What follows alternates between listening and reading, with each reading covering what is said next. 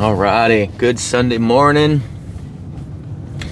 Heading to the gym right now.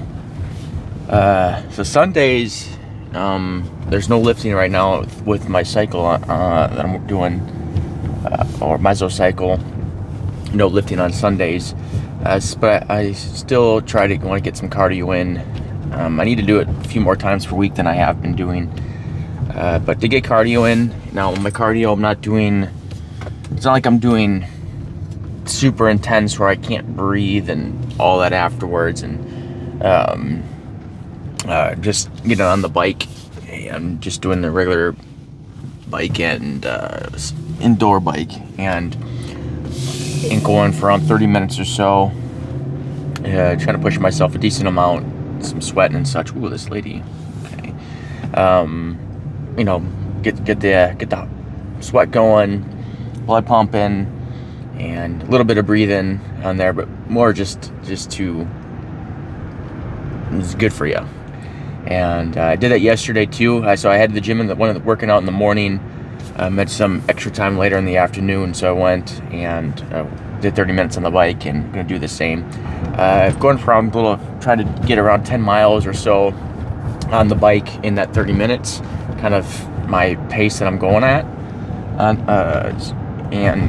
that seems to be pretty good. The RPMs in that over 100. It's interesting, like you're starting off and you're not going as fast, but then as your legs start to warm up, I'm able to go a little bit faster on there and have to increase the intensity, the resistance on the bike while I'm doing that.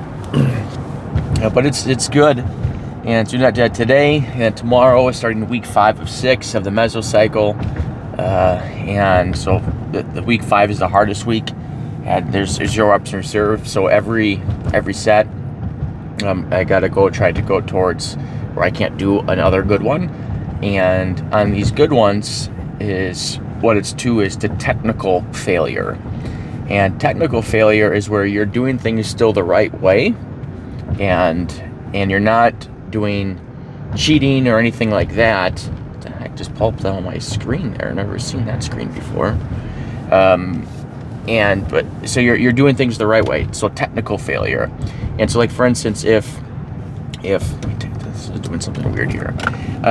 For instance, let's say you're doing squats, and so doing it technically right, going slow down, little bit low parallel, slight pause, and then up. So that's doing the right way, and at least the way I'm doing it for my squats.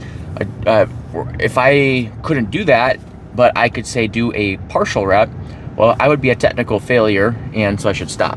And so I want to do all my reps at technical failure.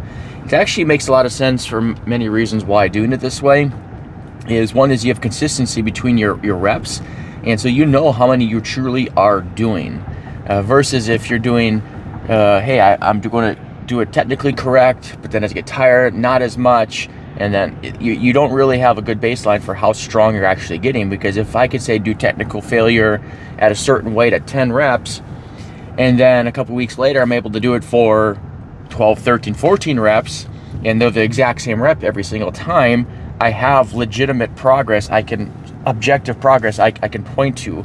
Versus if I'm just doing any sort of rep and they're not consistent, I really can't tell if I'm getting stronger or not.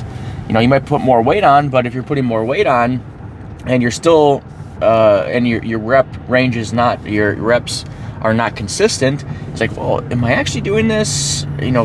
So it's kind of hard to really tell.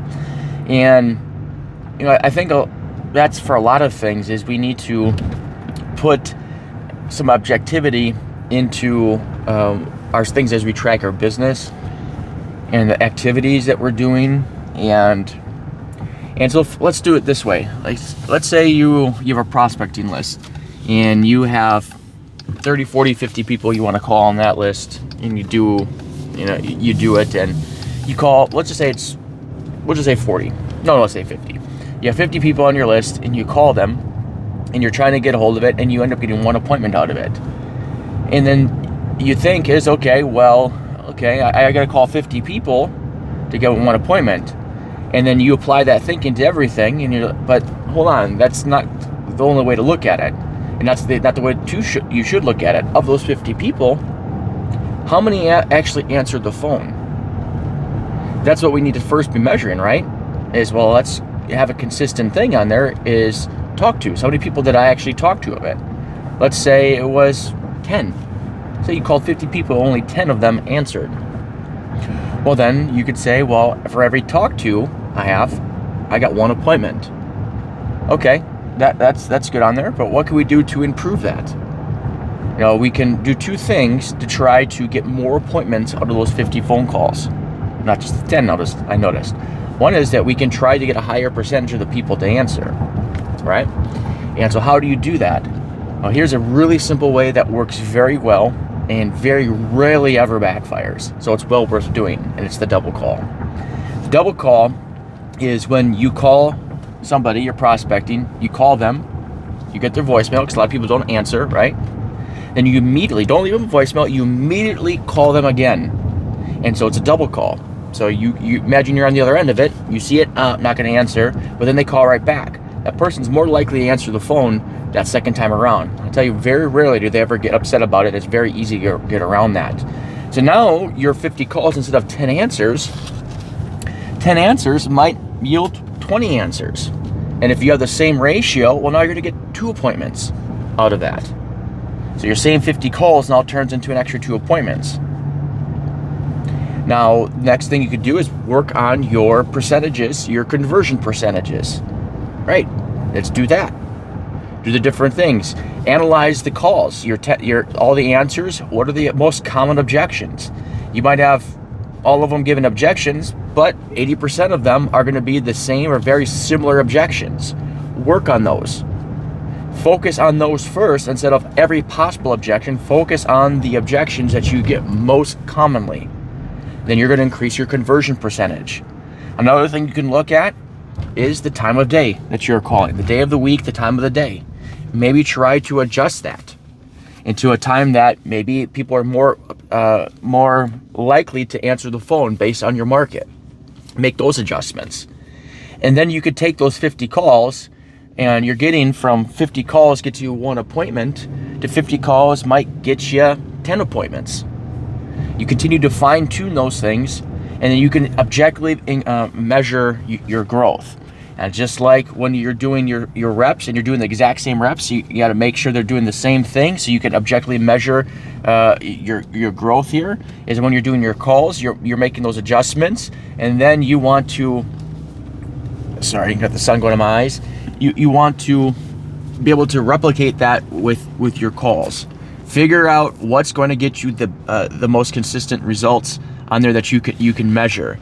Because if one time you're doing your calls that you're doing a double call, and other times you're not doing the double calls, sometimes that you're handling every objection different from every single time, you're not going to know or be able to get a good measure what's your success on there. What's the keys to your success, the keys to improve.